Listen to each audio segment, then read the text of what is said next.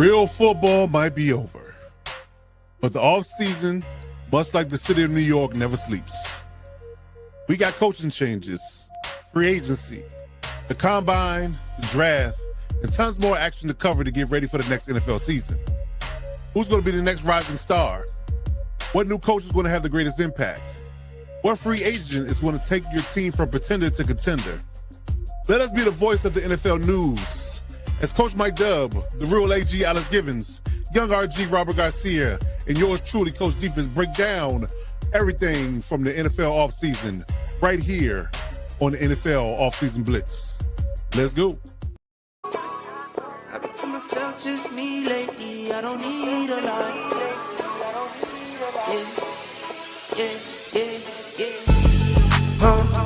I've been to myself, just me lately. I don't need a lot. No. Just me and the fam, few friends ain't playing. I don't speak a lot, and I can't stop.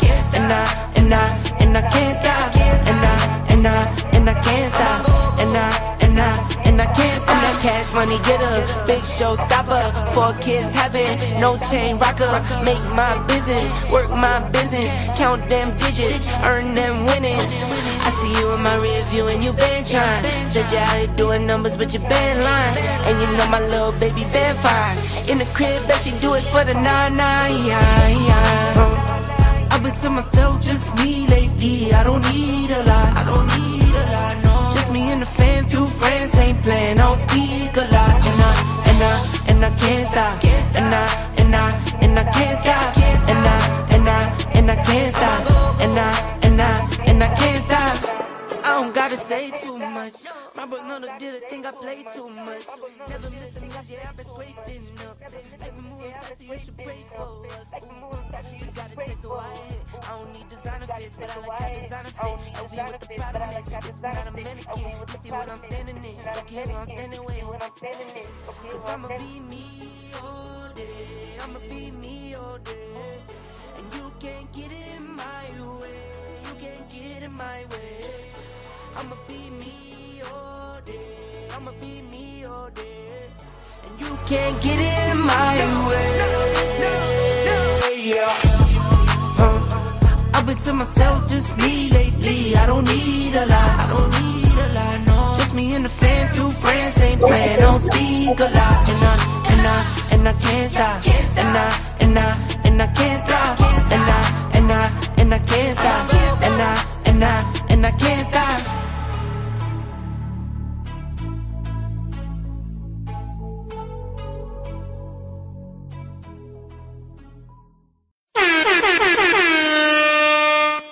Yes, indeed. Yes, indeed.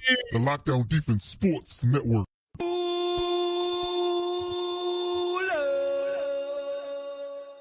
Yes, indeed. We're rocking with the best. You are rocking with the best. The Lockdown Defense Sports Network presents the Offseason Blitz preseason edition. The last rehearsal for the regular season is going to be live and direct. M&T live and direct into your living room. We are here. We are live and direct. We are here with myself, Coach Defense, as the host. Right on my right side here, the real AG Alex Givens. Below him, the real young AG. I like that.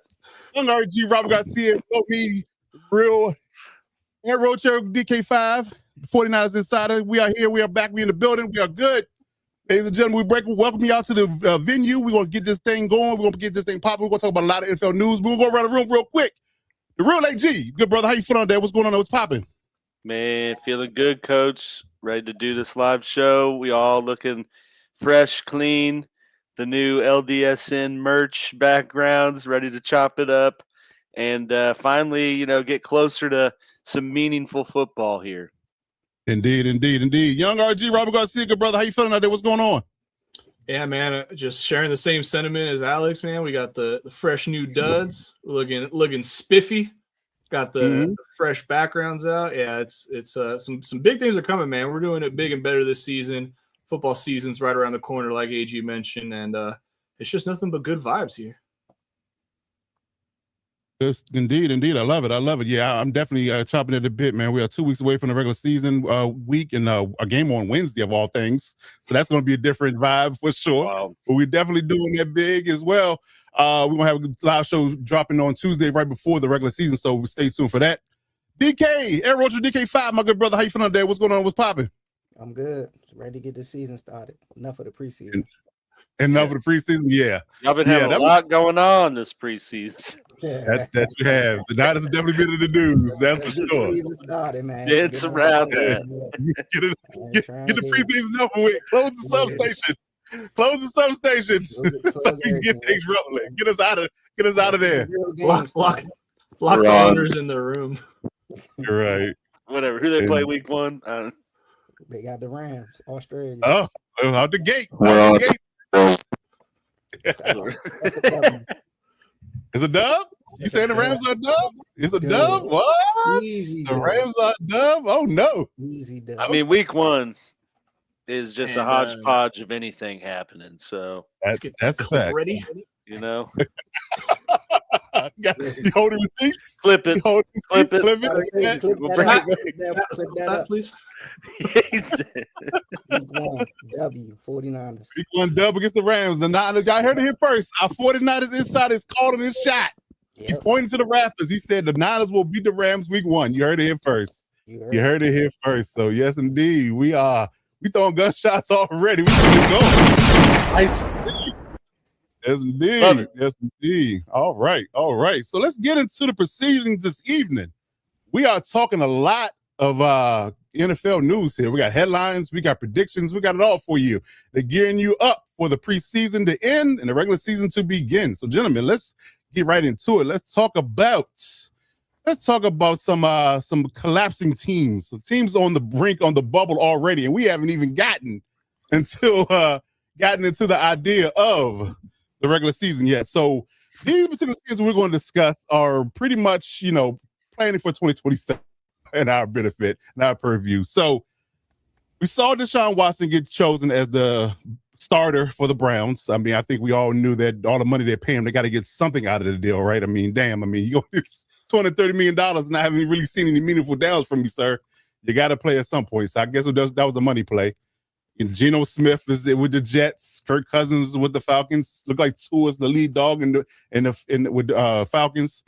Kirk Cousins with the Raiders. Jacoby Brissett with the Cardinals. A few others. Malik Willis with the Dolphins. So gentlemen, let's talk about some teams here. I'm gonna go down the list here, and you guys tell me, is it doom and gloom? Are these teams preparing for the worst, and what's the likelihood of them having a number 1 overall pick in 2027? So the real AG Alex Givens, let's talk about the Jets first. Geno Smith and the Jets. Let's talk about them first and tell me exactly what do you think about them, and is it doom and gloom? Are they already preparing to pick top 5, top 2, top whatever in 2027? What's the lowdown?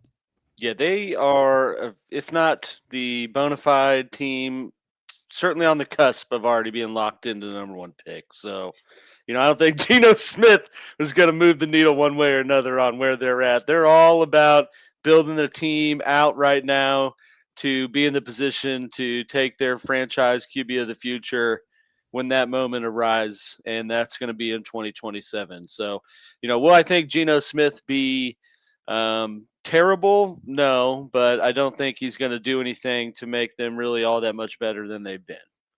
Okay.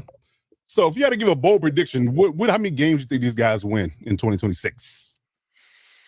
I'll give them 4.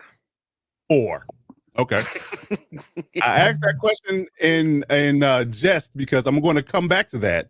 And we're going to basically judge based upon your predictions exactly who's going to finish dead last and be the first one to pick in the 2027 draft. So keep that under your hat. I'm going to roll over to young RG now and then get his take on the Browns, the Cleveland Browns. What do you think about the Browns' chances of competing in 2026, or are they just mailing it in for a soft tank in 2026?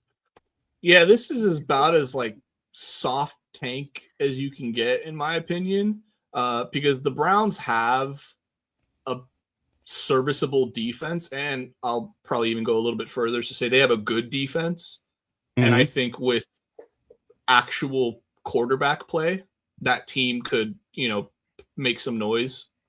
Okay. However, the fact of the matter is their quarterback situation is probably the worst in the league, maybe second worst. Damn. Damn, really? I think maybe the only other team that could compare or that could say they have a worse one is Miami. Well, maybe Atlanta, dude. I don't know. I don't know. Yeah, I mean, we're picking, out of the worst here. I mean, it's all bad. It's all bad. Yeah. It's all bad. What's So the most ass? From a talent perspective, I think the Browns have the most talent. yeah, They don't Just have don't show up on the field. that part. Ever. But I mean, So, you look I at the think- rooms with Geno Smith, and who's the backup with the Jets? Who is the best? I Right. think it's. Hold on. I think it's the dude from Mizzou. What's his name? Cook? isn't it Abe Klubnik or Klubnik? something like that? Is it Oh, Klubnik. Well, yeah, they might have 3 though. And Brady Cook, is that who you're thinking of? Yeah. I Or mean, Bailey, yes. Bailey Zappi's also on the roster. Is that? Oh damn, God, somebody's dude. not making it, but still, that's just a big Is pile of that- ass. That's just It's clever. hot steaming ass. Yeah, That's it's a all whole it lot is. of unadulterated Klubnik, ass. Brady Cook. Yeah, so it is Klubnik. Yeah, Klubnik. Yeah, there you go. So I but think that might be, but because I would argue that Carson Beckers actually makes the Cardinals room look better. yeah, I fully agree with that. No, Yeah. I completely agree. So yeah, I think all right, we'll put it in a safe way that the Browns are definitely bottom 3 quarterback rooms in the league for There you sure. go. Okay. I like Judkins. Their wide receiver 1 is Jerry Jeudy, and that dude, for all intents and purposes, doesn't have hands. Judy. So when your wide receiver 1 can't catch, that's typically not great. Judy. Well, don't say it too loud. Don't say it too loud, RJ. Well, yeah. Moving on. Harold Fannin, he's a pretty good tight end. He had a good rookie year. I just don't think the division that they're in is going to give them any leeway. But I think that the talent alone is more than some of these other trash teams, and they will win games just through talent alone. So I do have the Browns not being the worst team, just because I have them winning at least 5 games this year. Okay. 5. Okay, so you have 5 of the Browns. Okay, in that division, huh? They always They manage won to 5 steal. last year. Yeah, they managed to steal like 1 or 2 against division opponents for no reason. The Bengals have like a curse against the Browns. They usually get one against the Steelers. Like, it very well could happen. Okay, there. So we got 4 for the Jets and 5 for the Browns. Okay, all right. I'm keeping tally. All right, DK. Let's talk about the Cardinals. How do you feel about the Cardinals conversation and how I guess you could say hapless are they going to be in 2026? I mean, of course, I'm picking them to finish last in the division. But Well, yeah, I think everybody has that going. Yeah. I don't know if their offense is serviceable.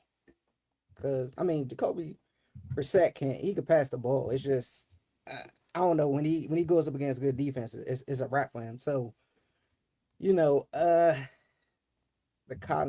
got good receiver, Marvin Harrison Jr. Is he good? Give him a chance. He's got name power, Give him a chance. Give him a chance. Okay. I know. Okay. That's like LeBron James Jr., dude, walking out, and you're like, Oh, nah. Don't say that. Don't say come that. on. I mean, I think he's gonna. it's inching closer to that than not. I drafted him in fantasy, all right? I hope it works I was out. about to but say, I know let's when call y'all a spade a picked him up in spade. fantasy. I know when y'all Not picked him up, me, but yeah, so somebody did.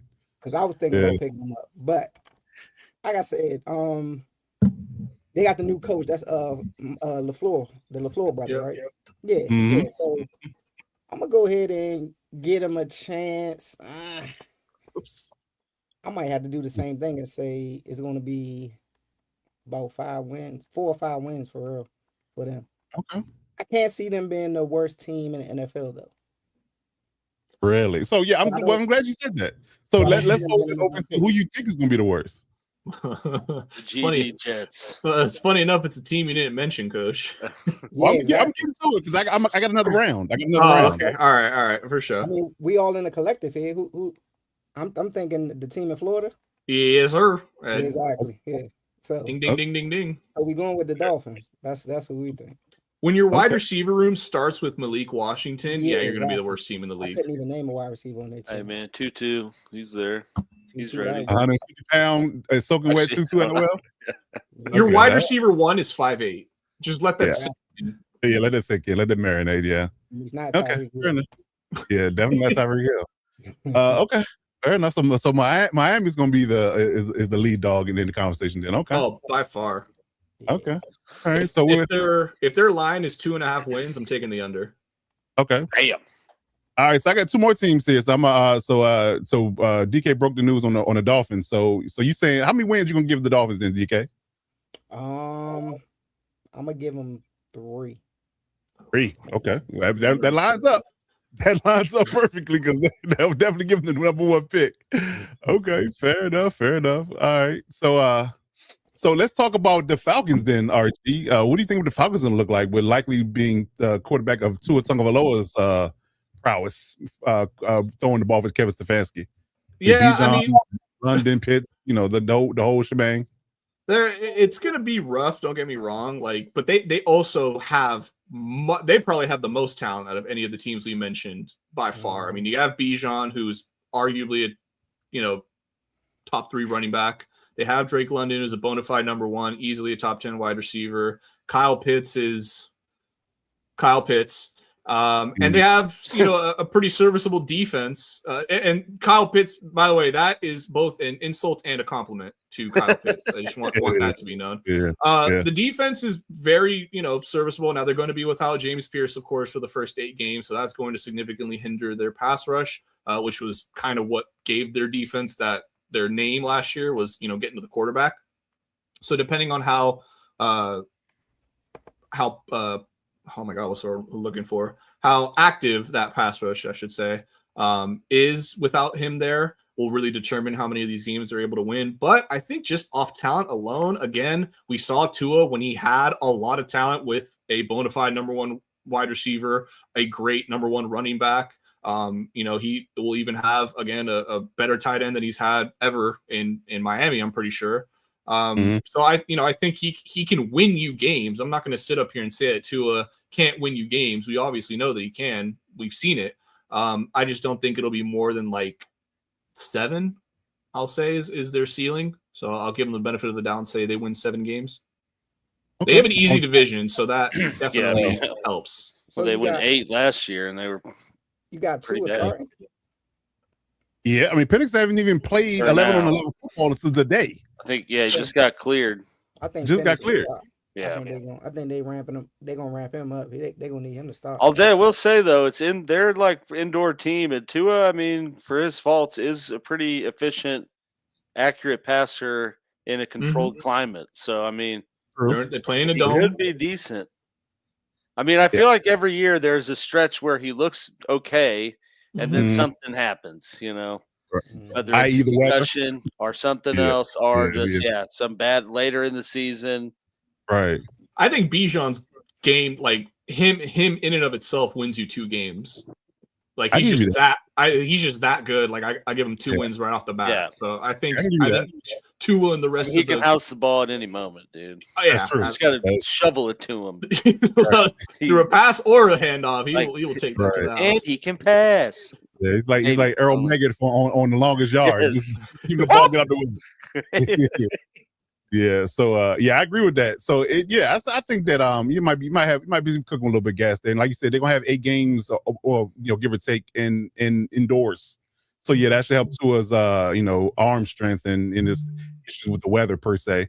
I gotta look and see how what type of team they play outdoors. They might get lucky and play a lot of warm weather teams. Who knows? They got I got their schedule right here. So they got 3 road games in the first 4 weeks of the season to start: Pittsburgh, Green Bay, and New Orleans. So Green Bay early in the year is really good. Yeah. Pittsburgh early in the year. New Orleans Dome. Later on in the year they go at Washington, at Carolina, at Cleveland, at Minnesota. They really don't have their schedule. I might even bump that up to 8 or 9 wins. It's pretty cushy, honestly. Yeah, that's crazy. I didn't even realize how easy the Chiefs schedule was. 11-15, but hell, it might be 95 still in November then. But then they're in Atlanta though in that game too. Yeah. Oh yeah, it is. Yeah. Never mind. I'm looking at the other way. I'm so used to looking at the. So Minnesota, Cleveland is probably going to be their coldest games of the season. Minnesota's indoors too, right? Never mind. Yeah. So Cleveland maybe. How cold is it getting in Carolina? Jets. Pretty cold. Yeah, pretty cold. Okay, Yeah. that's the last game of the season. So Okay. All right, cool. Good stuff. All right, then. So you saying, 7-8 is your window? yeah, I might up it to 8 wins. Just seeing Okay. how forgiving that schedule is. Good enough. Good stuff. All right, so let's talk about the Raiders then, AG, as we round this out. And I think we got to get a clear conscience of who's going to be the worst team. But let's talk about the Raiders and Kirk Cousins and Mendoza's conversation. So what do you think they're going to look like in the 2026 campaign? I do think that they're going to be improved. I don't think it's going to be a very starch or drastic improvement, so to speak. I'm looking. They were 3-14 last year. I'd probably say they win 5, maybe 6 games. Okay. And I think at some point Mendoza is starting. When that point may be, let me look at the schedule because I feel like they're. Well, I don't know. I was just about to say, looking at because we talked about this. I know. I mean, they got Chargers, Chiefs, Patriots, Bills, Rams pretty early, but they opened the season with Miami. I'm like, do you want to bolster up a young QB's confidence? It's probably the game to do it. Yeah. But then they play Chargers right after that. I've been gunning for Mendoza to start week 1. There's going to be no game better. I mean, it's not wavered in that take. You definitely have not wavered there. Yeah. Later in the season, I guess they got the Browns, Titans, and Cardinals. But I mean, sprinkled in there is all the other AFC West opponents. So, and the Seahawks. Ugh. Okay. I could see. So they play the Jets November 1st. Mendoza's coming out in New York. In New York. Okay. To then trot him out there against San Francisco and Seattle. Well, by that, yeah, I mean they play the NFC. You're gonna do West.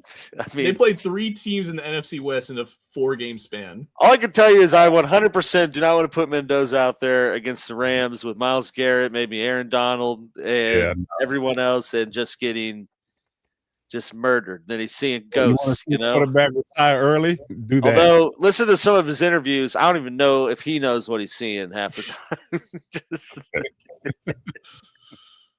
Yeah, that dude's special. But yeah, I think they will be in a good improved. way. In a good way. In a very NFL QB unique way. He just has that just odd personality. Yes. Quirky. I'm calling him quirky. Yeah. Quirky. Yes. Like Andrew Luck. Andrew Luck was, but he had a lot better tape coming into the league. Indeed. Okay.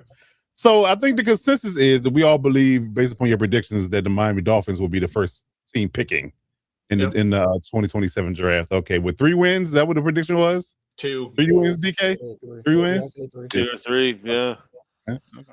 The worst team is either way. Worst teams in the AFC East. Yep. True.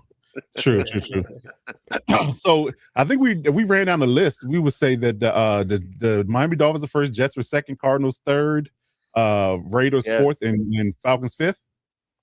Yeah, I think that's a fair assessment of it. That's pretty. Man, I don't know with the Falcons picking 5th, and we're saying they win 7-8 games like that. That's a lot. Well, you got the Titans in there. They went 3-14.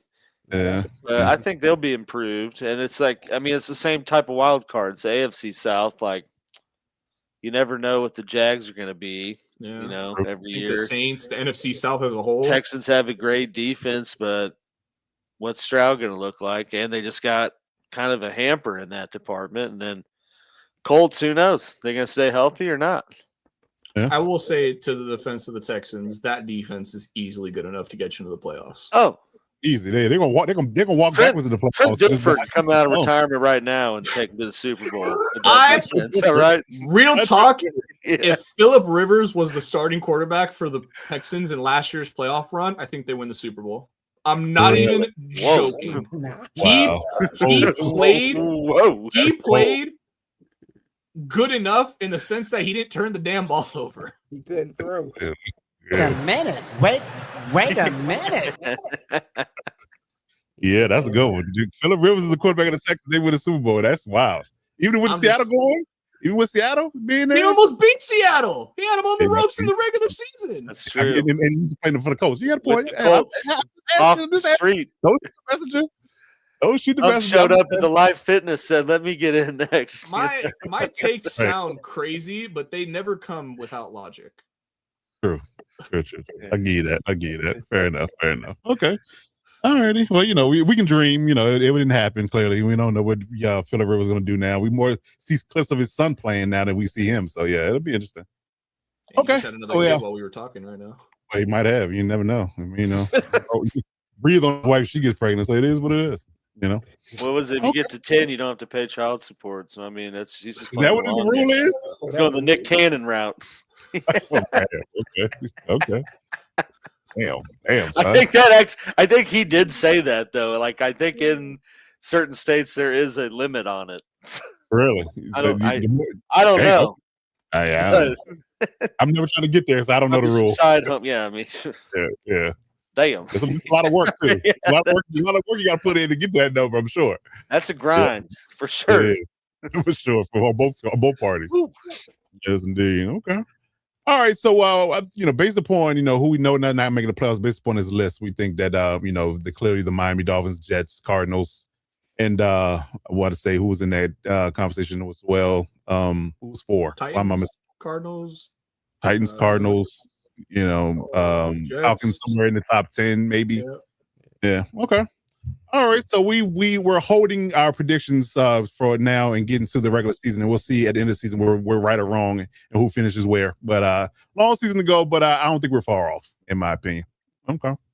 All right. So moving on down the line, let's talk about some new play callers in the NFL. So there is a rash of new offensive coordinators in the. I think I lost count after a while. I mean, it's a long list. I'll just read you the teams that have new offensive coordinators. Now, mind you, when I say this list, they're not all calling plays, but most of them are. So the Cardinals never new play caller. Falcons, Ravens, Bills, Bears, Browns, Broncos, Lions, Chiefs, Raiders, Chargers, Rams, Dolphins, Giants, Jets, Eagles, Steelers, 49ers, Seahawks, Buccaneers, Titans, and Commanders. All have new offensive coordinators. Damn, I feel like you just named the whole league. It's like half of it. At least half of it, right? So almost damn near half the league has new play callers. Well, these new offensive coordinators. Now, I would argue that Nathaniel Hackett is the offensive coordinator in Arizona, which is we all know about him. Yeah, what are they doing? Yeah, I don't know. Kevin Stefanski's going to be calling plays in Atlanta, so he's going to that Tommy Reese is out in that conversation. But Declan Doyle will be calling plays for the Ravens. New Bears OC probably not really calling plays. Yeah, the Bills or the Bears. Browns either. Monken's going to call plays. Davis Mills is calling plays for the Broncos for the foreseeable future. Drew Petzing for the Lions is calling plays. Mike McDaniel obviously calling plays for the Chargers. Nobody's calling plays but Sean McVay in LA with the Rams. Bobby Slow is calling plays. Davis Webb is calling plays for them, and then you got Bobby Slowick for the Dolphins. Matt Nagy and Greg Roman are calling plays for the Giants. Frank Reich calling plays for the Jets. Sean Mannion for the Eagles. Brian Fleury for the Seahawks. He was placing Kubiak. Yeah. Zach Robinson is still he's with the Buccaneers now. Brian Daboll with the Titans, and David Blau for the Commanders. So I'm going to give you guys a name, and you tell me whether or not you believe this particular coaching change is going to do right or go south for their particular teams in 2026. So let's start with DK. So I'm going to start with let's see here where my list is at. Let's start with the Eagles. I know you love them. So let's talk Sean Mannion. So do you think that Sean Mannion is going to be the air quote golden goose to the Eagles' success again? It's every other year thing for them. Like they have a coordinator 1 year, he leaves, go get a head coach, and get a bad one the next year. Then they get a new one, he's good. They win the Super Bowl, then they go bad last year. Obviously offense was stuck in neutral. So now they're back to on the good side technically. But is Sean Mannion a guy that's going to be able to resurrect this offense and get Saquon Barkley and Jalen Hurts back on track? And they lost AJ Brown. So what do you think is going to happen in Philly with Sean Mannion? I think it's gonna be rough. I need to take a look at their schedule and see what it looks like out the gate, because if they start off bad, that's gonna be the first person they're gonna look at. Because for some reason they don't say nothing about Sirianni as much as they do about the offensive coordinator. He keeps skating by. Mm-hmm. So Sean Mannion, I don't know. I'm not familiar with his offense, so I don't know what exactly he's going to run. But I feel like they're going to take a step back because you're losing AJ Brown. that AJ Brown, Devontae Smith combo, I'll admit it was a problem. But now you just looking at Devontae Smith and what Malachi Lemon, and then I think they got What, they got, Wicks they got over there Hollywood too. Brown now? Oh, they got Hollywood Brown now? He might not even make the team. Who was that? Oh, well. Okay. Hollywood Brown. He's Yeah, like Hollywood Brown. Yeah, don't they got Wicks over there? Dontavian too? Wicks. Wicks. Dontavian Wicks. I think there's someone Elijah else. Moore, former Brown. Yeah. Elijah Moore, former Brown, yeah. So I'm not Short really kings on enamored. this, a lot of short kings in that wide receiver room. Exactly. Nobody tall. That's Yeah. what I'm Ray. saying. Wicks I'm is not tall really- though, and he's like I'm not really No. enamored with their wide receiver core. And Devontae Smith, what we used to That's call him fun. on Madden is LITA. So he real small. Yeah. So Yeah. he definitely gonna get injured. You know what I'm saying? So I'm not sold on him. Alex know what I mean. I know what it means. We do. I know. Yeah. That was Yeah. our Well, man, and for y'all that don't know, it's like ass. Yeah. So yeah, it definitely is that. I don't think you could depend on that wide receiver coach. So I think it's gonna be a lot of they said Jalen Hurts was gonna be going back to running this year. So they're gonna call some more running plays this year for him. So I see them doing that and then getting Barkley involved, of course. And of course, I'm sure new coordinator he gonna want to involve his tight end. So I can see Goddard having a good season as well. And I'm not just saying that because I drafted him. And there. A slight investment. Yeah, a slight investment in that thing. I understand. There it is.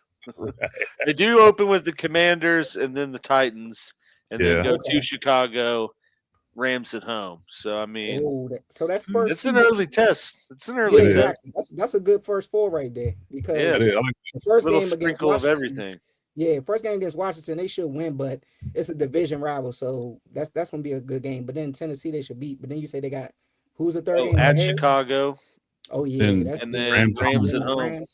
Yeah, so that's a good little test right there. First 4 games for them. So yeah, I guess we'll know by 4. Was it by week 4? We'll know, right? Yeah, exactly. By week 4, we'll know. We'll see. And week 1, division opponent versus also new OC. Same right. young quarterback type OC that was like just on a team, but 2 years ago. Right.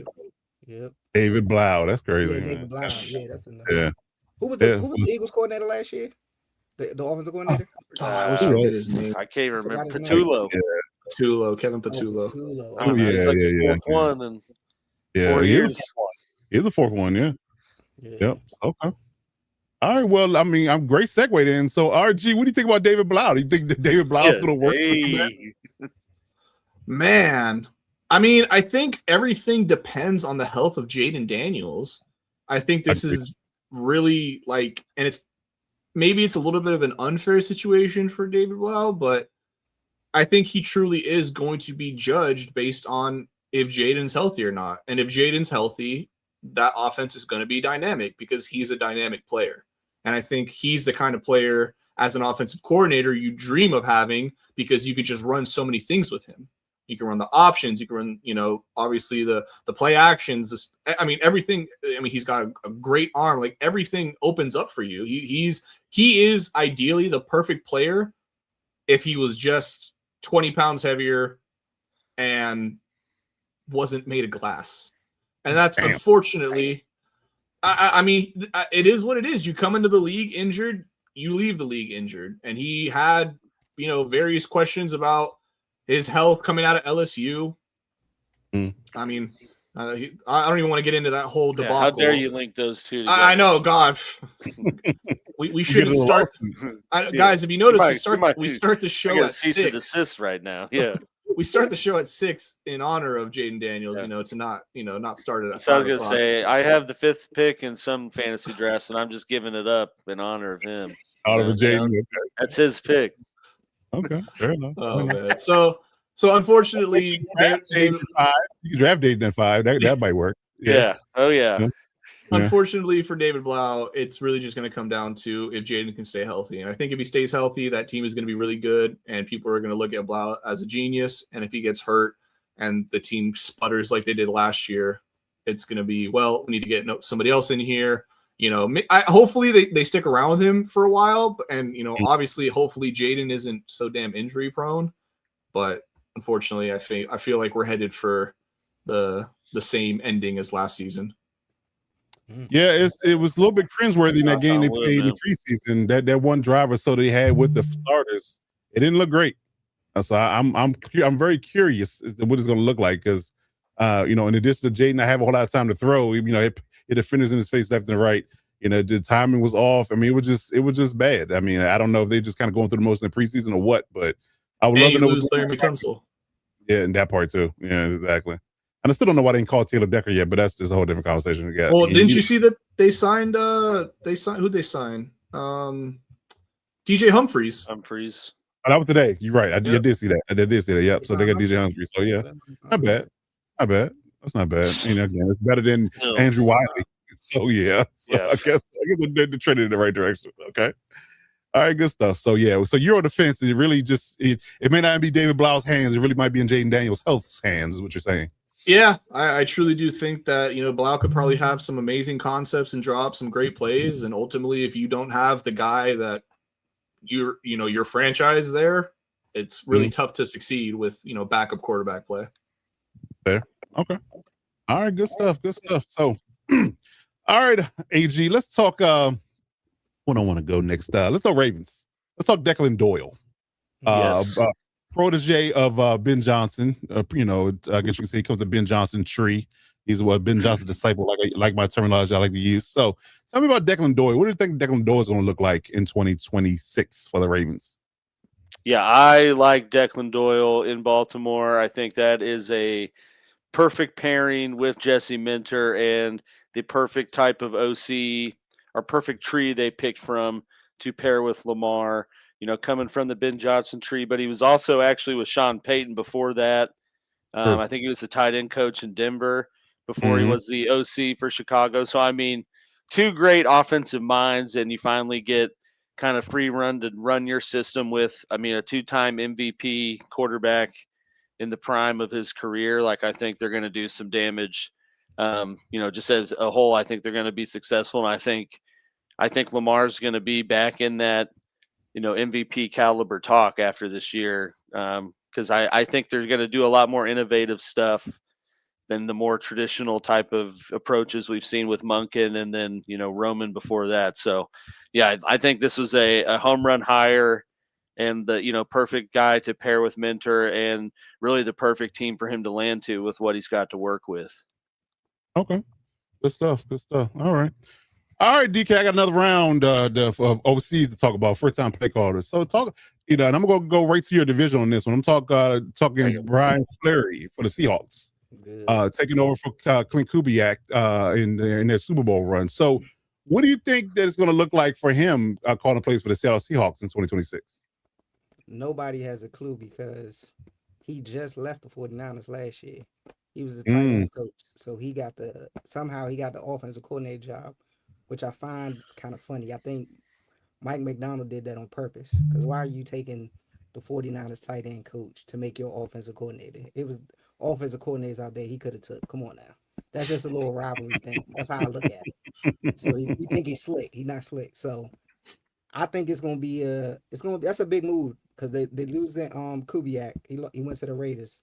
And now you're bringing in him. I don't know what his offense is going to look like. Like I say, he was a tight ends coach. So it's kind of up in the air for me. I mean, you got the weapons, of course, in Seattle to make it work. But, I mean, I will say a positive is no defense is going to know what the offense is going to look like. Not unless they somehow running the same plays that Kubiak ran or a mixture of them and, changing the verbiage and all that other stuff. So, but I think it's going to be interesting to see what the offense look like. The defense, of course, is going to be solid because Mike McDonald's he's a beast at defense, but on offense, I don't know. I'm interested to see what it looks like, what Sam Darnold does after winning that Super Bowl. A lot of people say he didn't play good in that Super Bowl, which I kind of agree. He did what needed to be done, but he didn't look too sharp in there.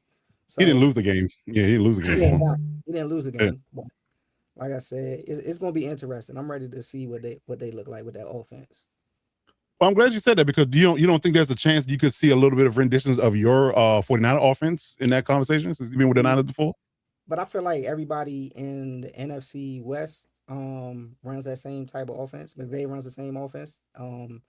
So I could see Fleury trying to implement in Seattle. as well. Like I say, I think that's one of the reasons why Mike McDonald hired him, because he tried to get an inside track on the Oh, why not? offense. Yeah, Yeah, why why not? not? I mean, yeah, Yeah. that's what you got to do. I mean, he got Purdy number 2. I will give him that too. For some reason, Purdy be struggling against his defense, even going back to when he was with the Ravens. So Mm. he knows what he's doing. I'm not mad at it. It's just funny how you could just see how it's going down in the division. So I don't know LaFleur. Matter of fact, LaFleur the same type of offense too. They all run the same type of offense. So it's all Just the like Shanahan that tree. Spider-Man meme. Yeah, there you go. Good one. Yeah, good one. Yeah. The Hey, whole NFC West running the same type of offense. It's just a matter Right. of Just who's gonna run it better? Who has a better quarterback? Who gonna run it better?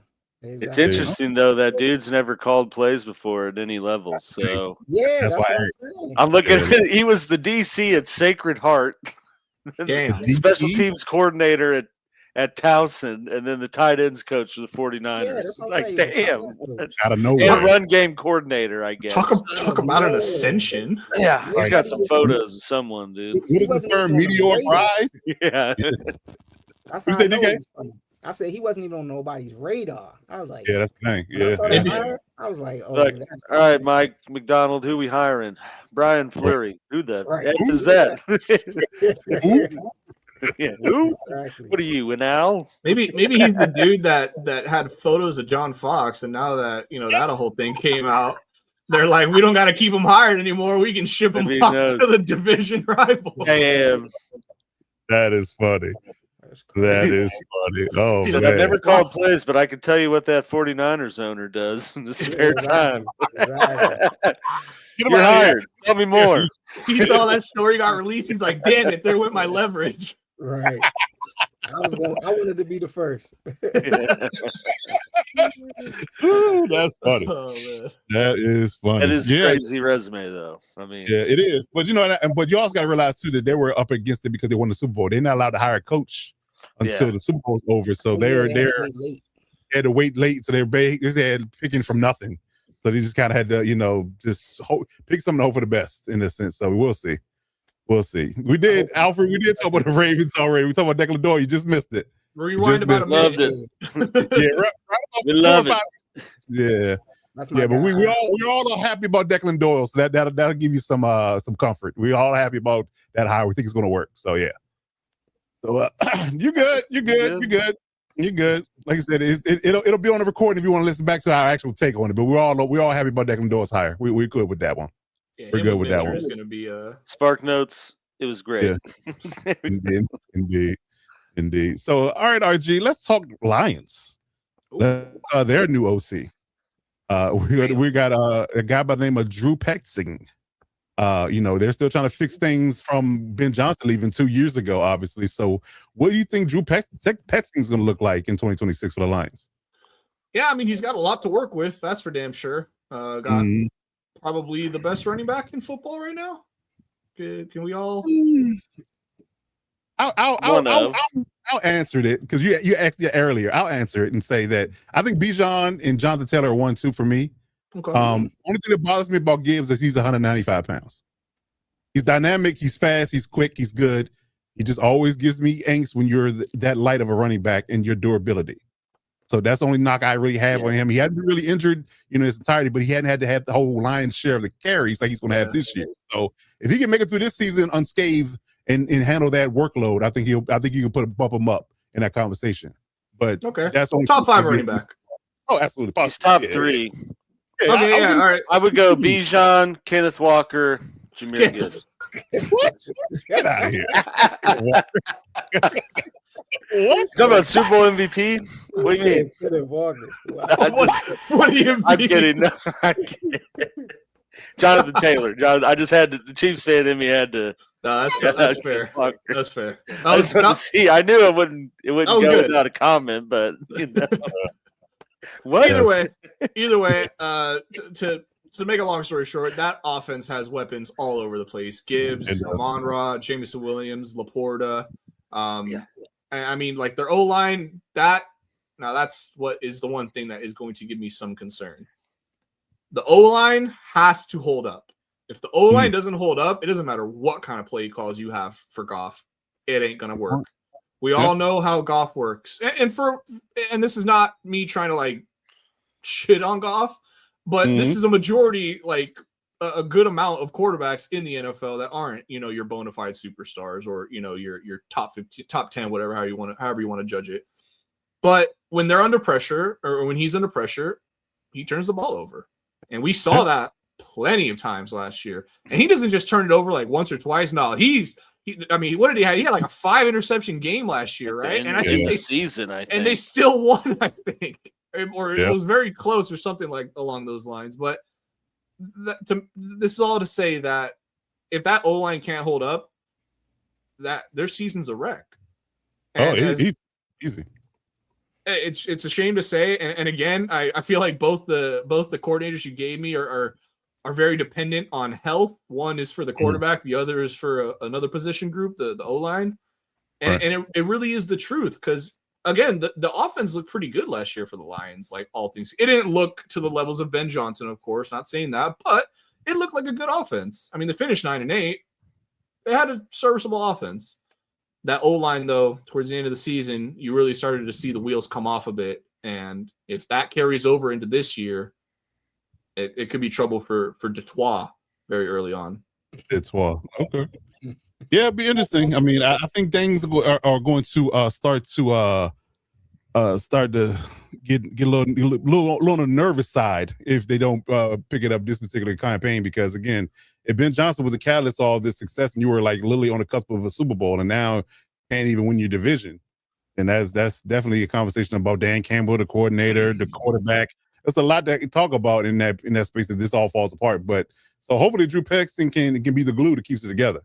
But that is the question, because I think that it really hinges on his ability, one, like you said, to protect Goff, and two, for him to call good plays and then run good offense. Because again, they have to be able to be in a conversation, either winning the division or in a high wild card conversation, or it's a I guess you can say I won't call it a failed season, but it's not, you didn't meet your expectations.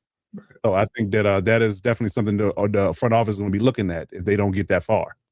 So yeah, I think that was definitely a little bit of a pressure cooker for Dan Campbell in that group to get things done. Because again, Jared Goff's not getting any younger. They've mixed and matched the O-line now. Penny Sewell's on the left side now. They got a new right tackle. So yeah, it's going to be interesting. Then you had to change the system. Then Glasgow retire. I'm retire. So yeah. Yeah.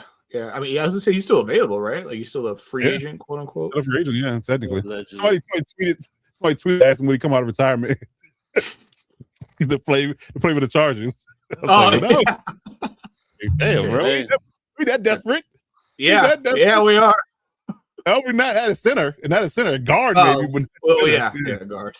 We might be desperate enough to sign him just so we can get Slaughter back to guard. Guard, right? That might help us out, right? Yeah. You might get a point. Well, but yes, I definitely believe that they got to hold up in those areas. If they don't, there's going to be some questions in Detroit, as you put it. Yes, indeed. All right, AG. So let's round this out. Let's talk about Davis Webb for the Broncos. Calling plays Sean Payton. He's going to be taking over the duties for the Broncos. So what is this going to do for Bo Nix and the Broncos offense in 2026, in your opinion? To be honest, I think I kind of look at this situation the same way DK kind of talked about Sean Mannion. Like, Davis Webb is going to call the plays, but he's going to be the scapegoat when things aren't going right by week 2 or 3, and it's going to be Sean Payton calling it again. Or, maybe Davis Webb gets to call the play in, but Sean Payton tells him what to say, and that's the dynamic. I don't really see – I don't see it being changed too much from how it's been, because I mean, not that I know anything personal about the dynamic, but Sean Payton doesn't strike me as the type of guy that would give up full control. Much like Andy Reid, every offensive coordinator the Chiefs have had, Andy Reid has been the guy with the final say. And, there's times where there's 3 coaches talking about what play to call on the hot mic, and then a call comes in. So I kind of view this as the same type of situation. I really don't think anything schematically or, offensive theory wise is changing. It's just going to be full steam ahead with what they've done. And, it's going to depend on just how Bo Nix is coming off of that injury, and can he kind of replicate some of the stuff he was doing. I mean, not that some people I think have some like beer goggles on when they look at Bo Nix and the Broncos offense from last year, because I mean they were kind of the same the same way the Chiefs were 2 years ago and just skating by and winning these close games from their defense, and people aren't really talking about the problems on that side. So, I think there's going to be some issues to start the year, and I'm not just being an AFC West hater with this, but I think there's going to be some issues, and then it's going to be, well, Sean Payton's calling plays full time now, pretty early into the year. Okay. Well, I did hear Sean on an interview when they did an interview with him in training camp. He said it was going to be a collaboration of efforts, but the call should come from Davis Webb on Sundays. That's what he said. That was his that take. Sounds like some corporate Kool-Aid, if you ask me. Corporate Kool-Aid, I like that. That's a good one. That's collaborative effort basically says it's my offense. I'm going to call it. Yeah, a little bit of innuendo, a little bit of subliminal. Be like Happy Gilmore, and he's Shooter McGavin's asking his caddy, like, what do I hit? He's like, I'd say the 5-iron. Yeah, give me the wedge. Fire. Yeah. Good stuff.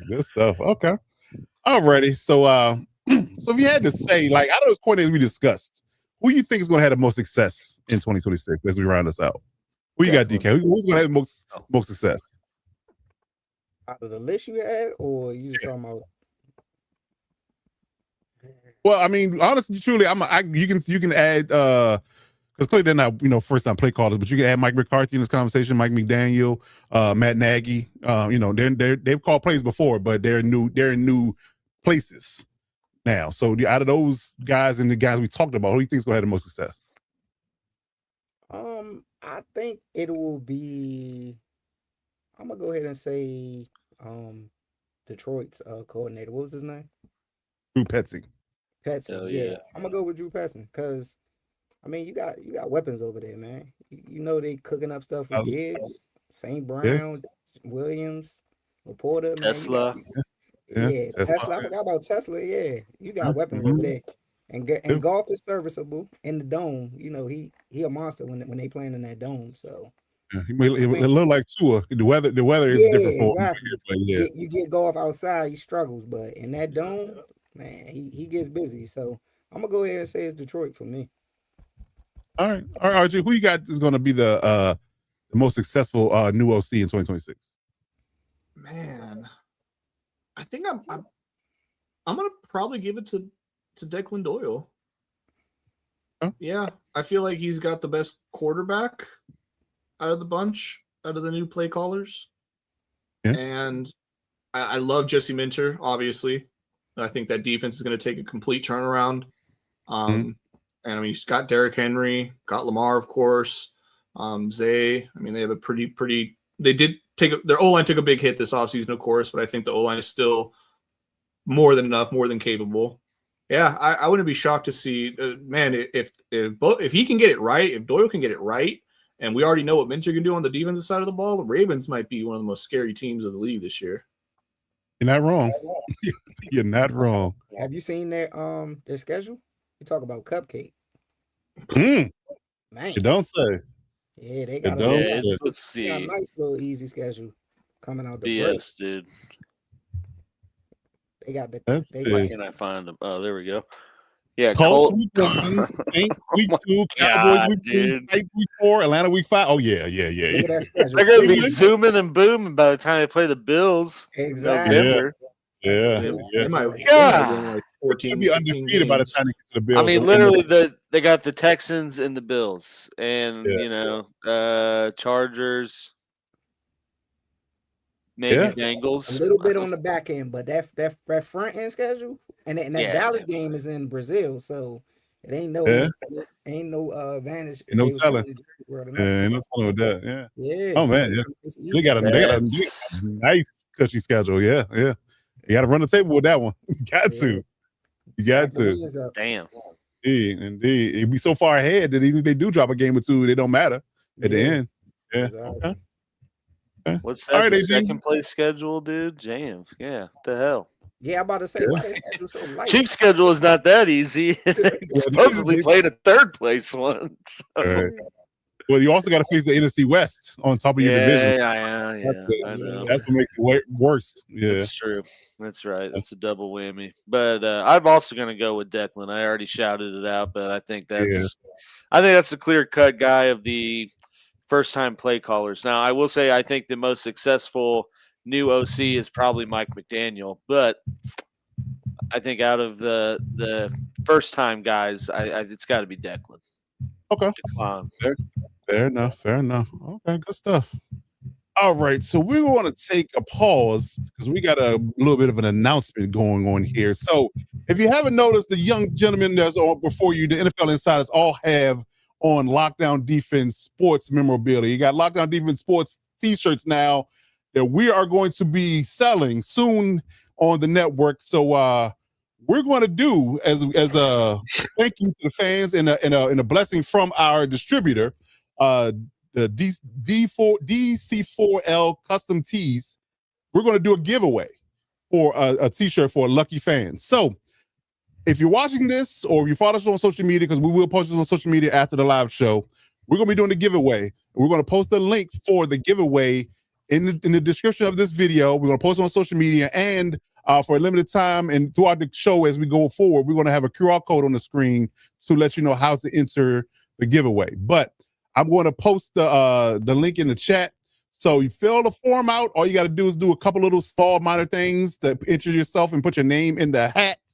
And that will give you an opportunity to win one of these lucky Lockdown Defense Sports Network, I guess you can say, t-shirts. Where's the image here? There it is. That is the image of the shirt. So you will get a shirt of your size and your choosing if you do win the giveaway. So yes.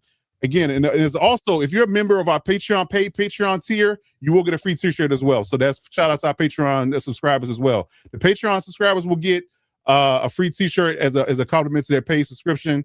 And then you have the opportunity to win a free shirt through this giveaway. So if you have the opportunity, please fill a form out and get that out. And we will definitely have the drawing on our first live show for the regular season, which is, I believe, the 6th of September. So all the details will be on social media. So you have to remember all this and keep winding this back. It will all be on social media. It'll be on Instagram and Twitter as well. So definitely follow us there. It'll be on Facebook as well. So follow us on all our socials. All the information will be there. And like I said, if you're watching this live or you watch the replay, you want to scan the QR code, please feel free to do that. And I'll get that running for you right now. All right, there's a QR code. And so that's going to be that.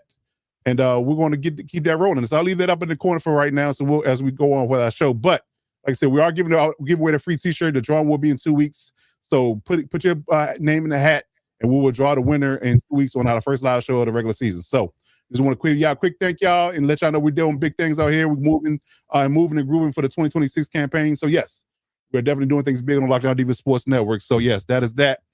All right, so gentlemen, moving on to another topic on the docket here. Let's talk about injuries. So there is, there's some injuries happening in the conversation, throughout the preseason. I argued on LDSN News on Monday that maybe this preseason needs to be about one game. I think that not only is the product not great, but injuries keep happening and it's derailing people's expectations or their plans for the season. So with that being said, let's go around the room and give our synopsis on the injury bug and who has sustained an injury up to this point. What do you think how do you think that's going to affect their team? Who do you think has the biggest injury concerns going into the season up to this point? Let's start with AG. Who do you think has I guess you can say the biggest, I won't call it red flags, but who do you think has the biggest, who should be the most concerned with the injury bug going into the season? Hey, I'll leave the real low hanging fruit for someone else on this channel who covers the certain team. But hey. Moving that aside, I think it's got to be the biggest injury right now. To me is Tunsil with Washington. RG kind of already hit on this, but I mean, we know how last year went with the just constant pressure on Jaden Daniels and what that eventually led to. And before the season even starts, they're losing their, stalwart franchise left tackle that they, traded some draft capital for to get to improve the O-line and paid him. And then this happened. Although I think it's not really expected to. I don't think he's for sure out for season yet. But I mean, when you already got such an impactful injury on the offensive line with the problems they had the year before, I mean, I think the red flags got to be waving pretty hard at this point. And you're trying, like we've already talked about, trying to find a solidified replacement to make that as good as it can be up front to protect Jaden Daniels so you don't have those same issues. And, I mean, they're already dealing with that problem. That's not a good sign. Okay. So Laramie Tussle for the Commandos. Okay, I like that one. Okay. All right, DK, what you got on your side? I mean, you can pick anybody on your team, but that's just whole other conversation. I mean, that's what Alex was trying to say. So Hey, a little subtweet, little messaging. I mean, I might as well get to it. I mean, we one of the most injured teams in the NFL every year, so it's only right I go with that. But if you look at it, I mean, most of the players are coming back. Those injuries was just sustained over, preseason. But the biggest injury concern to me is Nick Bosa. So he hasn't even been practicing, which is crazy to me. And they got to leave next week for Australia. So the D line is just terrible without Nick Bosa. He averages almost 10 sacks every year, but it seems like he gets injured every year. So without him, it's just a bad D line right now. We do got Osa Odighizuwa, but he's a D tackle, so it's not like he Reggie White just coming through bull rushing people for sacks. So Right. we need somebody on the D inside, and Michael Williams is still hurt. He's probably going to go on the pup list. So I want them to go ahead, like I said, sign a DN. It seems like a lot of DNs are getting snatched up now in free agency. I just saw Hassan Reddick say he's ready to get picked up, so I wouldn't mind him picking him up, or somebody like Calvin Noy. So I'm going to say, or you get Nick's brother, dude. So, Joey Bosa. Yeah, I'm not a fan of the Bosa brothers per se, but he's on my team, so I can't. You know what I'm saying? I got. Yeah, I feel you. But I still think his production is good when he's out on the field. But just lately, he just been injured. So I got to go with our defensive line. If we not getting no penetration on the quarterback, that's just leaving Fred and Greenlaw out there to die. And then I don't like our safety, so hey, we need D-line help, man. Well, yeah, your D tackles are good. Like I said, I talk about Grayson Halton and how he's a beast, and clearly OC's a beast. It's just the issue with the edge rushers. That's the problem. It's terrible. Yeah, I call on the pup list. Both hadn't practiced, and that's about it. CJ West too. He's kind of CJ West is a nice D tackle. He's a DT in my opinion. I mean, he was a DT in college. Yeah, he is. Yeah, he's more of a run stopper too. Yeah, he's more of a run stopper. Yeah. They got DTs for days, but it's just the edge rushing is terrible. Yeah. So your sack reduction is taking a hit, and that's going to ultimately be a catalyst in how your season goes. I think and let's say Nick is healthy at least, right? Exactly. And Raheem Morris, I think the Falcons led the league in sacks last year, if I'm not mistaken. So whatever he was doing last year with that squad, I'm sure if he can get like a decent pass rusher too, he can duplicate that with the 49ers this year. Because he's gonna be blitzing a lot too. I see that now. I'm sure that. Yeah, I'm sure that. DZ, I would love for Terrell Edwards to be the roster. I don't even care if Dalvin Thompson is a veteran. I would take Terrell over Dalvin Thompson, just to answer your question. He should make the 53, in my opinion. He's had way too good of a preseason. And you think you're going to stick on a practice squad and he's going to stay? He's not. So why go with a 31-year-old and not go with a 24-year-old when he's been playing better, in my opinion? I will say the I guess this will also kind of get into what I'm going to talk about, but the injury to Biotish kind of maybe makes that a little bit more likely, given that there will be an extra roster spot sort of available than what we were anticipating. So maybe, because like you said, Coach, he's having a hell of a preseason. I don't think after that you can let him walk away like that. Yeah, because he's a 24-year-old ascending player versus a guy that's been bouncing around in the league, has been on 4 teams in 4 years. So why would you not choose Terrell over Dalvin? So I don't know. But yeah, Falcons were second in the league last year in sacks, 57. That's still a lot. Denver had 68. Jesus. Right. Yeah.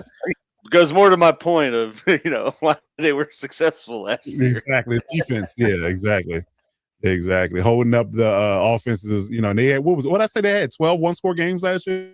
Denver did? Yeah, so 11 or 12. 11 to 12, yeah. Yeah, so I broke that down on the LDSN News too as well. So check that out if you haven't already.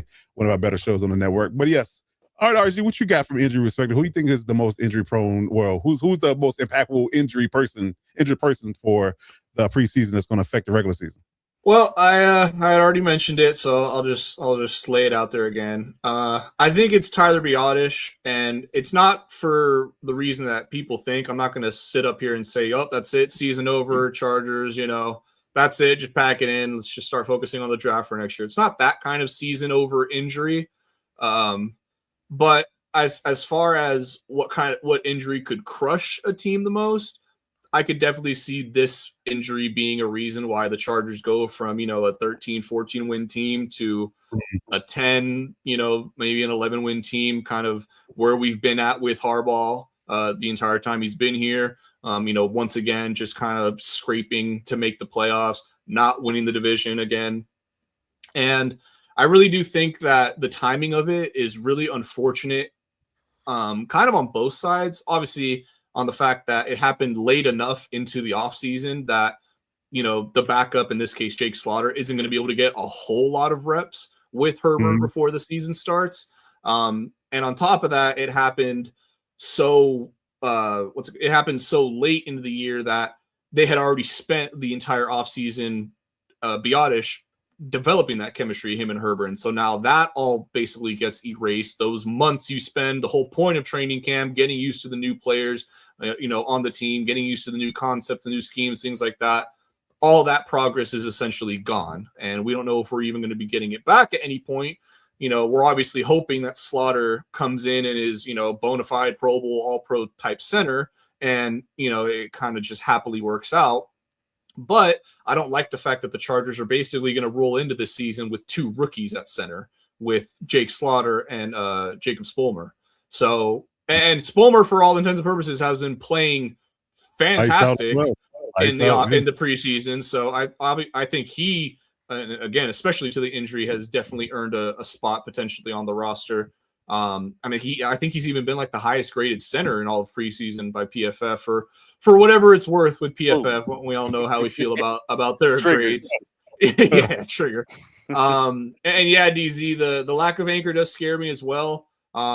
Yeah, at least you can pick up a stunt. Absolutely. That's one thing that we are not going to have troubles with is the interior picking up stunts. But I think DZ, that it's just that's something that he's going to have to learn with game time, and something that he's going to potentially struggle with early on in the season.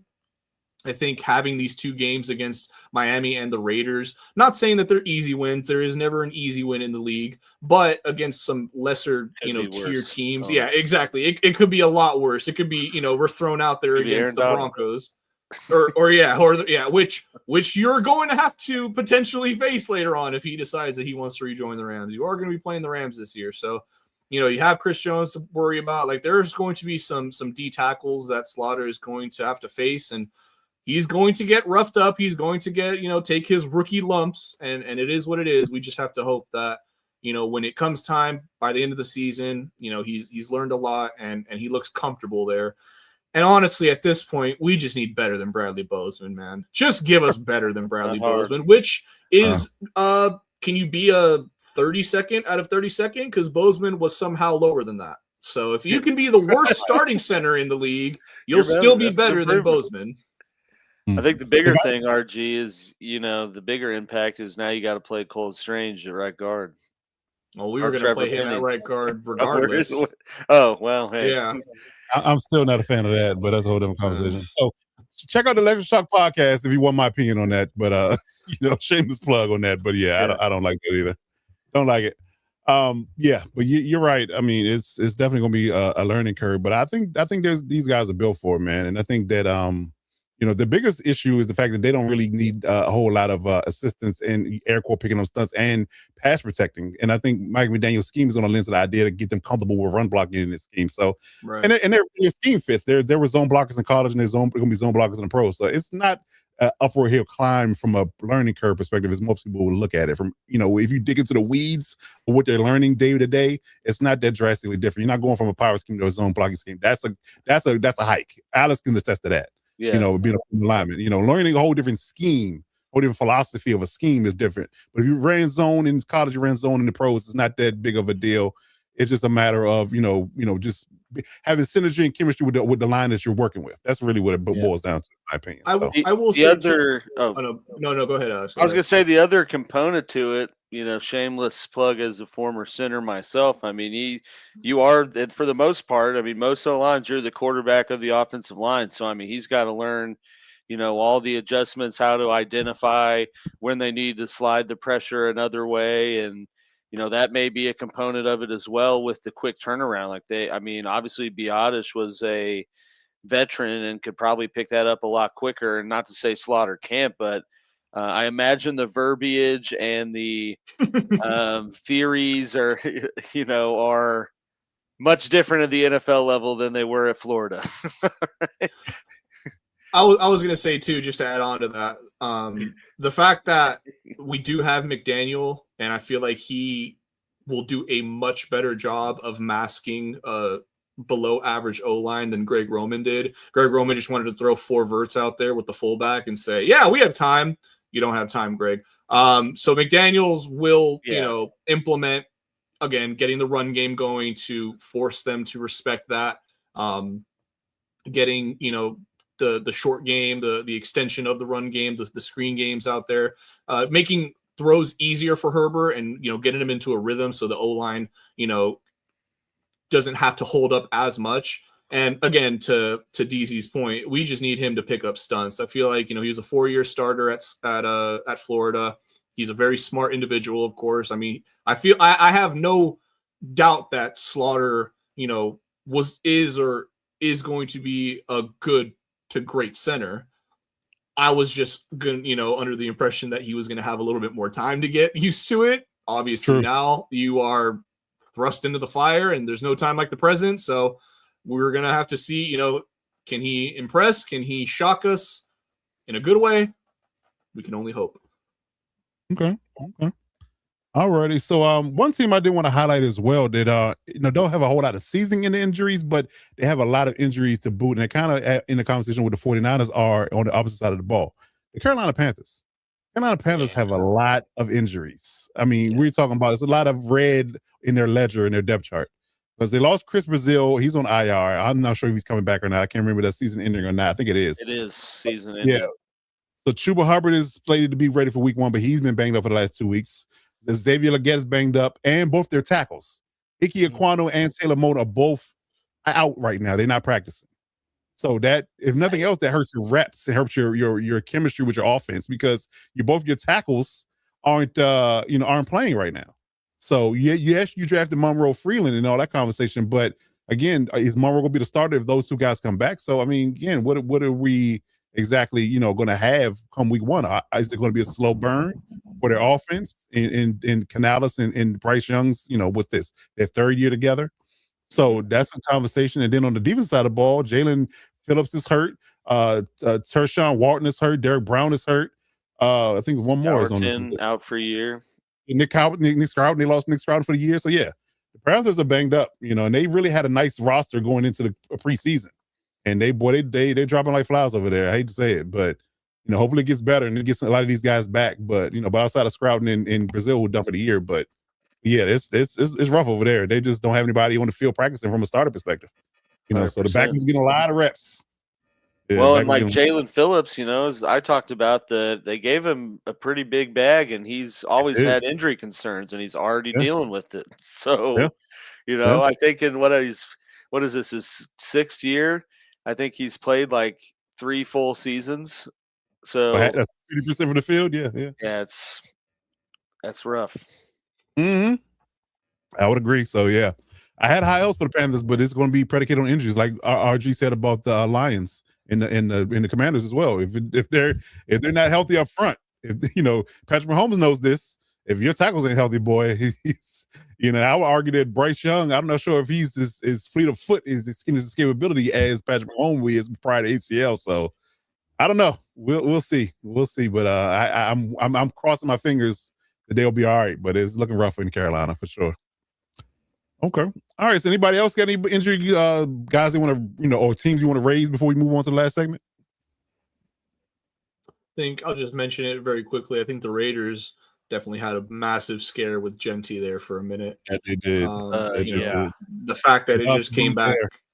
Yeah, the fact that it just came back as an ankle sprain and they're saying it's lower more than higher is quite literally the best case scenario for Raiders fans. So I was getting ready when we had talked about topics. I was getting ready to throw Genty on there and saying, "Yup, it's brutal. Your rookie quarterback. It's not going to have a run game. This and that." But he's still potentially slated to start week 1. So that's good. Definitely just wanted to highlight that. It's definitely something to keep an eye on. Obviously, if he's ready week 1, we're pretty good. But that Genty injury might be something to monitor as the season goes on. Ankle sprains in particular are definitely harsh mistresses. Yeah. Well, and if they rush them back, it just lingers. Well, and they shouldn't, because I think DK and I talked about this backstage. Is that guy Mike Washington they drafted was one of my sleepers. He's a beast. He's a beast. So they're gonna be okay if he needs to play, sit a week or two. So I think they're gonna be fine. Running He's game. What we call in the business a unit. Yes, indeed. Yes, indeed. Yes, indeed. So I think they're gonna be all right running game wise. They don't have to rush Jesse back because Mike Washington can handle it while he's down. Okay. What's I gonna say? That was one thing that I want to bring up. Damn, who was it? Jamar Chase. You scared Jamar Chase today. Yeah, DJ just said it. Yeah, so Jamar Chase, that was a hold your breath moment. Good thing he's not hurt. Yeah. He had one earlier too with Shamar Stewart too. I mean, first or second practice. I was like, damn, he blew his leg out, and it was like, luckily he didn't. Hyperextended knee. So that definitely cross your fingers on that one. Woo, they got lucky twice. That video for Jamar Chase, by the way, looked brutal. I thought I didn't want to say anything obviously when it first came out, but as soon as I watched that video, I was like, oh, he's done. Like it just looked awful. So the fact that it's only a hyperextension, like Bengals fans and fantasy managers everywhere are feeling good right now. Right. Yes, indeed. Thanks. I didn't want to say, Jaden Higgins. I you feel for the kid in that situation because this was finally supposed to be kind of the, they moved on from everyone else, and this is going to be his year to sort of be the 1B with Nico, and he didn't get to that point. And then, I think with Atlanta too, it's going to be interesting to watch. Like Jalen Walker's already out for the year. They got what Pierce has the 8-game suspension. So I mean, they're dealing with edge rushing problems, at least for half the season. I mean, that's an alarming thing too. Yeah, but luckily the Texans drafted so damn well, just practically everywhere that they got a lot of depth. It's clear Nico Collins is the number one guy. They got Jalen Noel still. They got Tank Bell back. It's traded for Booty. I stole it. Yeah. Oh, sorry. The same thing. You good? No, you good. Zay Jones. How dare you steal some booty from Coach? What? Wait a minute now. Wait a minute. Wait a minute. Oh man, it was a softball right there for you. Yeah, indeed. So we'll monitor that situation as well. But I definitely believe y'all are right on the nose when it comes down to these injuries because it's brutal, and I still think they need to cut down the preseason to 2 games. Again, what are we doing? I mean, the first week was pretty cool. The second week was terrible. I don't know what the third week's going to look like, but I've seen enough. I think 2 games is far more than enough preseason action, especially with inter-squad scrimmages. When you got joint practices, you don't need all those preseason games. Pick one. Yeah. And nobody's playing anymore. They should have just 2 preseason games that's for the people trying to make the team. And it's in game. I mean, like you don't need to see your ones out there unless, I mean, even with rookies, it's like we spent a first round pick on this guy. What we're going to do, not play him, like unless he's just total ass, and you can find that out in practice just as easy in a preseason game. Exactly. So, you don't need to bring it to go against another person to find out whether they can play. Yeah, I agree. I did want to bring it full circle though. Again, just make all the fields grass, and you probably won't Yeah. have half this problem. That So, I part. mean, That we watched part. the FIFA World Cup, man. They made all those NFL stadiums grass fields. There wasn't many injuries other than the players trying to get a card. Yeah. That's it. That's it. So That is it. Okay. Alrighty. So last topic of the day, let's talk about who survives. Progression versus regression. Rise and fall of certain teams that have high aspirations for the upcoming season. Let me say it that way. So I'm gonna go around the room again and give you guys a team. You tell me whether or not it's gonna be a progression year or a regression year and why. So let's start with DK. Where is my list here? Where's my list here? Alrighty. So we got let me see who I want to let DK talk about. Okay. I'm gonna say that for AG. I know he won't want to talk about them. So let's talk Chicago Bears. Ooh, Chicago Bears. Yes, let's talk That's Chicago exactly Bears. what So who do you think the Chicago Bears are going to look like in 2026? And it's going to be a progression year or a regression year for Caleb Williams and Ben Johnson in their second year together? regression. Ooh. Ooh. What did I tell y'all? I don't have the Bears making the playoffs. I Mm. told y'all that. So it's not gonna happen this year. They already hoop with their safety. Is it their safety that got hurt? Kobe Bryant? Yeah. Well, yeah. Yeah. So they got the rookie now. They drafted a rookie. Yeah, they drafted Tillman, right? So yeah, they got the rookie, but yeah, the guy they brought in free agency is hurt. Yeah. Your boy Burden still hurt. Who else is hurt? They got some injuries. Stevenson's hurt. Yeah, Stevenson. Tyler hurt. Gordon out right now. Yeah. They got a lot of injuries on that team. And like I said before, they was skating by last season with those one-score games. So it has to stop at some point. I mean, Caleb looked good last year. I will say that, but hey, we gonna He's on the see. cover of Madden now. Yeah, exactly. Yeah. That could That's be a a gift or curse a too. curse. Yeah, is that a gift or a curse? Exactly. They already counted them for that picture that came out today with their new uniforms on. Yeah, I saw that. If you ain't see it, well, just go check it out. Yeah, I saw it, and I was like, okay, that's So, interesting. All right, then, okay. It's gonna be a tough season for them, and I think their schedule is not it's kind of hard too, if I'm not mistaken.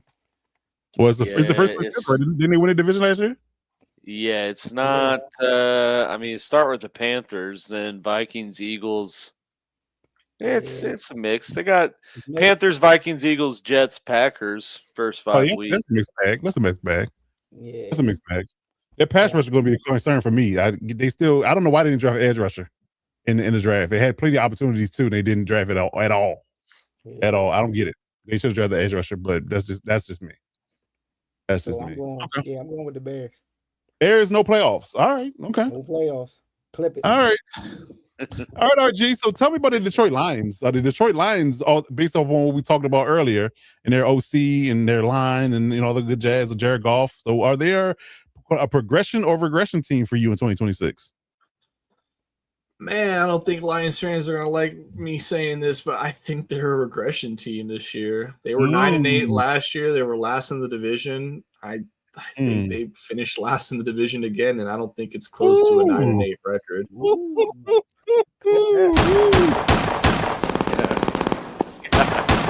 Oh, okay. got Frank Castle shots going, dude. Yeah. Oh, the Lions playoffs, and neither do the Bears. So damn. So who makes it out of the division? The Packers? Packers. Kyler, get out of here. The Lions win the division. No, it's the Packers. Packers win the division. Okay, going to RG. All right, then. Hot takes rolling already. I didn't think it's going to be this good, but all right, I'm good with it, though. All right, AG. Let's talk about the Buffalo Bills with their new head coach, Joe Brady, and he's going to be the play caller still, and he's got more responsibilities, obviously, with the team. So is this going to be a progression year or a regression year for the Buffalo Bills? I'm going to say regression, but regression in the sense that they're not going to get any closer to the ultimate goal they have. I still think it's too good of a roster for them to just totally implode. But I don't think they're going to do any better than they've been doing with McDermott, and they're going to be in the same situation with the same problems. Okay. So slight regression, but they still win the division? They went. I think they do win the division this year because the Patriots kind of snuck up on everyone, but okay. I mean, they were 12-5. I think they similar record, maybe lose one more game, but I think they're going to have the same problems in the playoffs. Okay, good stuff. Good stuff. Okay. All right, DK. So let's talk about your division rival, the Seattle Seahawks. What do you think with their new OC and their Super Bowl run, trying to defend their title? Do you think it's a progression or regression year for the Seattle Seahawks? I mean, they not winning back-to-back Super Bowls, so Yeah. I'm gonna say a regression. That's like an unfair question. And they were on Hard Knocks, so Yeah. So I mean, that's a safe answer, though. That's a safe anscer. Yeah. Like we mentioned earlier, I'm interested to see what the offense look like. I'm not worried about their defense. Their defense they gonna do what they do. They're gonna be out there hitting, striking. They're gonna be locking people up. So that's just what Mike McDonald does. But that offense is where I just want to see how it goes. They got a new running back too, because Charbonnet is still injured, isn't he? yeah. So They got Price, they gonna Darian start, Price, starting out the year. So first round pick. rookie running back out there. Can he protect, help his quarterback out too? So it's gonna be interesting to see. So I'm gonna say a regression for Seattle. But are they a spin playoff rate? team? They still making the playoffs though. Yeah, I got three teams out of NFC West making the playoffs. So Okay. But the spin All right, rate on Darnold's ball, man, it's unbeatable. yeah, I've been watching It's like, their Hard Knocks. That thing was it was like a crazy. 5-minute segment on that. I was like, what are we The doing? ball was just spinning in the air. I was like, come on, man. Nobody throws it with more spin than Darnold. I was like, Yeah. okay. We Yeah, just, we just glazed in Seattle Seahawks. Darnold ball right throws now. a slant route Yeah. 120 miles per hour. It's the fastest ball in the league. Yeah, Okay. Hard Knocks was hyping me. Like, come on, dude. Hey, Doing RPM now on fucking Yeah. spirals? Like, come on. this ain't golf. We're not talking about spin. It was Man, crazy. It's been it good, was. Yeah, it has been a good show, though. I do agree with that. Even though I Do don't like agree them, I still watch, Hard Knocks. Can't be All right, hey, man, football is football, especially when you get peek inside the locker room. So, yeah, I like that. That's what I like. Yep. All right, RG. So, your favorite team, the New Orleans Saints. Is this a progression year or regression year for Tyler Shuck and Kellen Moore? I'm actually gonna say progression. Oh, okay. I think Okay. I think now there is a caveat to that. A little asterisk to it. Little asterisk to it. Shuck needs to not suck. And as long as that's the case, That's a bar. I think that it's progression. Yeah, hold up, that rhyme, dude. Put that on a shirt. Right. Shuck, don't suck. As long yeah, you can make it a chant. Shuck, don't suck. Shuck, don't suck. That's all he needs to do. And I feel like if he doesn't suck, they got some good weapons on the offense. I feel like, and he who should not be named, the defense can be okay, Serviceable. serviceable. Mm. But I truly do think that they can take some steps forward this year and truly make some progress to what feels like, and it really hasn't been that long, but it feels like a decades-long rebuild. But wow, right. But they are. How long has he been gone? How long? It's been what 6-7 years now? At least? Yes, something like that. I'm not quite sure, but it's something. Was he gone 2 years and then went to Denver? Yeah, 1 or 2? Yeah, something like that. Yeah. So, Again, feels like an eternity, but It it hasn't been that long. But I do think that the Saints will show some promise, and I'll say oh my god, I just tripped over my almost 2 words. They are risers. You were flowing with the bars too much, dude. You Yeah. couldn't keep up. Although I will say early in the show we were talking about crappy QB rooms, we might have been forgetting about New Orleans because now I'm looking at it. Let's get the comments going a little bit, but I mean we got Sucky Shuck, Rattler, and Zach Wilson. So that's a pretty crappy room, if you ask me, dude. They got the MILF Hunter? Yep. He's Sam Nolan's now, dude. Bachelorette paradise, baby. Damn. MILF Hunter. That's hilarious. He's on his next stop down south in the bayou.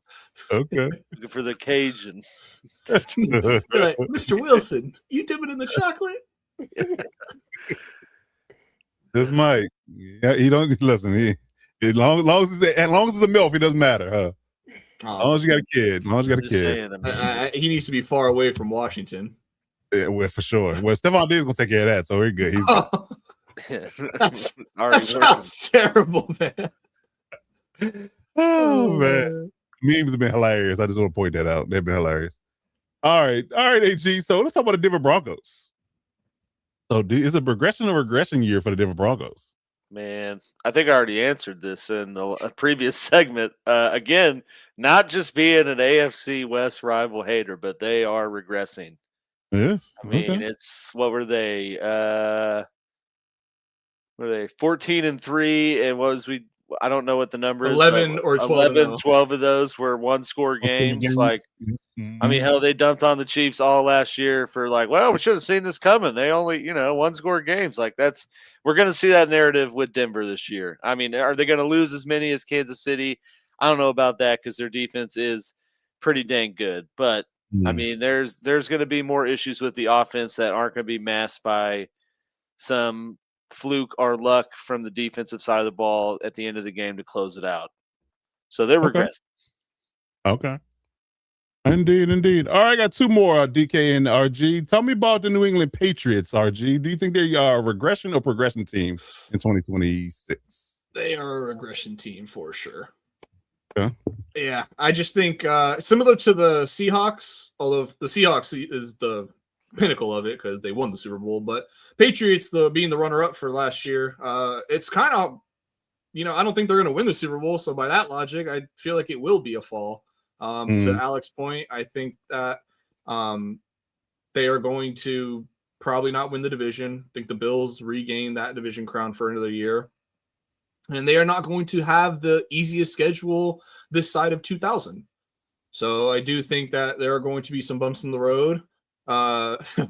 They were not a team this offseason that escaped controversy, without a doubt. we all know what happened. Out of the way early. Yeah, they just took care of it. They were the first ones up to get their controversy out of the way. So we'll see how that lingers potentially throughout the season. But yeah, I think that they still are absolute competition to make the playoffs, no doubt about that. But I don't think they'll be anywhere near the division winners. And I think they kind of have a bit of a coming down to earth moment from last season. What was a magical ride with your second-year QB, first-year head coach. And I think they have a little bit more of a realistic season this year. Okay, fair enough. All right, last team on the docket, DK, is the Jaguars.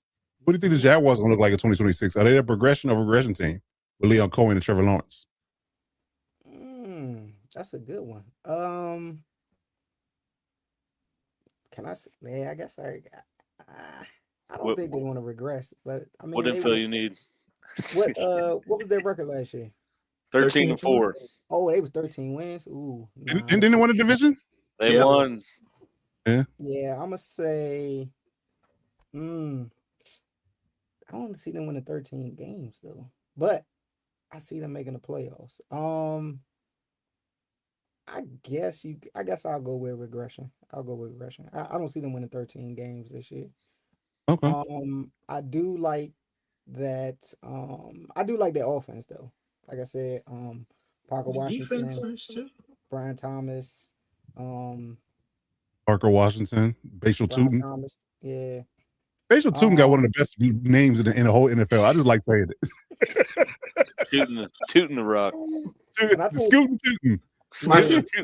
Trevor Lawrence looked good under Leon Cohen last year. So he did. I'm not mad at them. I'm not gonna say I can't give them 13 wins, so I'm gonna just go with the regression for them. But a slight regression. Jaguars, like a slight regression. But I still think the Jaguars will make the playoffs. Wild card division. I'm gonna go with the wild card because they're in the division with the Texans, right? Yeah. I don't trust the Colts because of Daniel Jones. Me but neither. I'm gonna go with the Texans winning that division. But I'm gonna go with the Jags in the wild card for sure. Okay.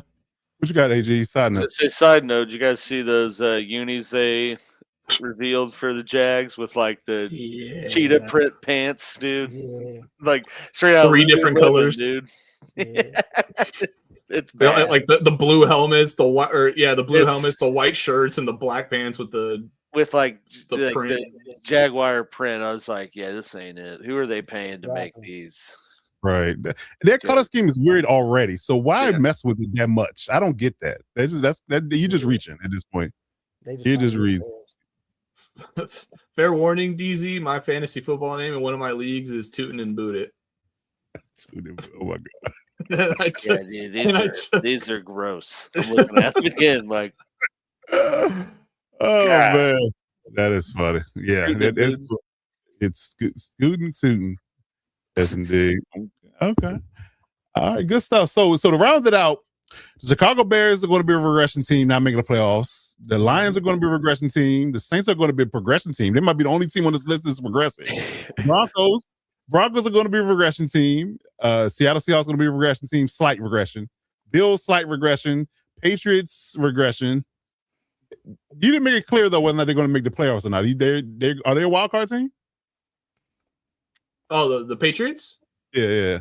No, yeah, they're I feel like they're a wild card team. I don't want to say like for sure, but I feel like they'll be right there in contention for a wild card spot.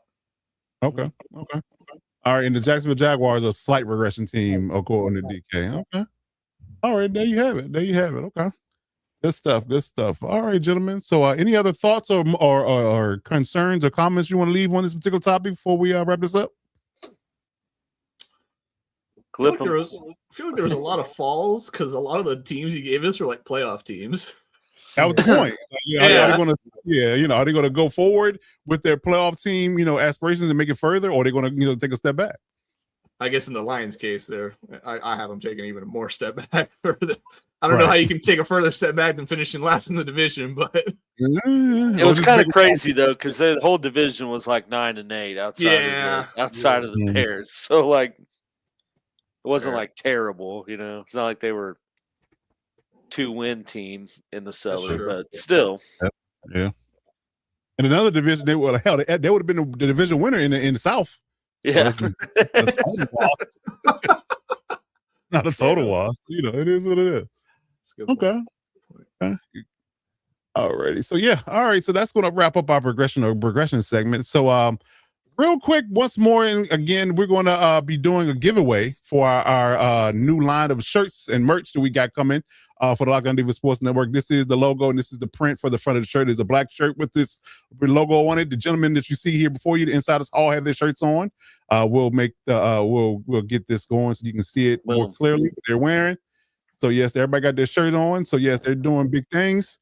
So we're doing a giveaway for that particular item, ladies and gentlemen. So if you would like to get in on this giveaway, and you can enter on Gleam.io. The link for that particular giveaway will be in the description of this video. We will post it again in the chat as we let me see here. I got it here. Yep. Post it again in the chat for people that's watching live, or if you want to watch this on replay. So check that out. Fill that form out. You have 2 weeks to get into the giveaway. We'll be announcing the winner on our first live show of the regular season in 2 weeks' time. So you got time to get that going. If you follow us on social media, you will get all the details as well. The QR code is on the screen as well if you want to scan it real quick to get that going and get yourself into the giveaway. And we'll get that thing rolling. And whoever the winner is will get a free t-shirt. And for our Patreon subscribers, you will get a free shirt if you're a paid member. So that's already going to be taken care of. So if you are a paid member for Patreon now or will be in the next 2 weeks, you can get yourself a shirt. And our Patreon links are here. We can get you going on that. That's our link for our Patreon page. So if you want to go over to our exclusive page where you get exclusive NFL content not shown on YouTube, you can get in on that action in particular in that right now. So if you are paid members, between now and 2 weeks from now, you will be automatically getting a free t-shirt mailed to you out there right there, live and direct for you. So you will get a t-shirt as well. So that's an incentive to be a Patreon member today, because when we get to next week in the regular season going on, there will be a lot of content dropping on Patreon. So get ready for that. It will be live and be direct and will be exclusive and not always available on YouTube. So just to keep that up, keep that point out there. So yes, that is going to be our Patreon page. But as always, we have our shameless plug for the Locked On Divas Sports Network. So as always, man, if you're looking for the Lockdown Defense Sports Network in these spaces in time, we're on YouTube. Hit that subscribe button to support our podcast movement. Follow us on social media to follow us for all things NFL All 32. We can be found on Twitter, Instagram, TikTok, Twitch for live shows, and Gmail and Facebook. So please get at us for all things pro football. But in the meantime, in between time, the squad is here. We are live and direct, and this is our last preseason show before we get going in the regular season. We'll be live again on the Tuesday before the regular season starts, so be on the lookout for that, 9 p.m. Eastern Standard Time, right here on the Lockdown Defense Sports Network. But that is going to wrap it up for us. Let me take this QR code down so you can actually see. But yes, so that's going to do it for us. Like I said, we'll see you guys in 2 weeks. Be on the lookout for the rest of our content. Insiders will be doing their regular content spaces, and we'll be getting our content out for the next 2 weeks, getting you geared up for the preseason wrap up and getting ready for the regular season, doing 53-man breakdowns. LDSN news is going to be flowing each week, so that's going to be a good thing. So check that out if you haven't seen the first 2 episodes. Really good, really booming on the channel, so we love that. But that's the wrap for us. Gentlemen, you got any final words y'all want to share for the fans out there before we get out of here? Football season, gentlemen, it is upon us. It's here. It's here. It's almost time. It's I about appreciate that time. everyone joining us tonight. Looking forward to talking more ball as we get into this thing. Absolutely. All right. My guy Al, Ravens fan, he locked in with us. That's what's up. Sir. That's what's up. Shout out to Al, man. Shout out to Al. Appreciate you coming through, man. Thank you for joining us. For sure, man. And we'll be lock and loaded every week when the regular season starts. So be on the lookout for that. So mark your calendars for that. So we're gonna be getting things rolling for that space. So yeah. So that's gonna do it for us. For the real AG Alex Givens, for young RG Robert Garcia, and for Air Rocher DK5, I'm your host, Coach Defense. And as always, you gotta do one thing and one thing well. What do you gotta do, RG? Yeah, step up to lock it down. And there it is. Peace.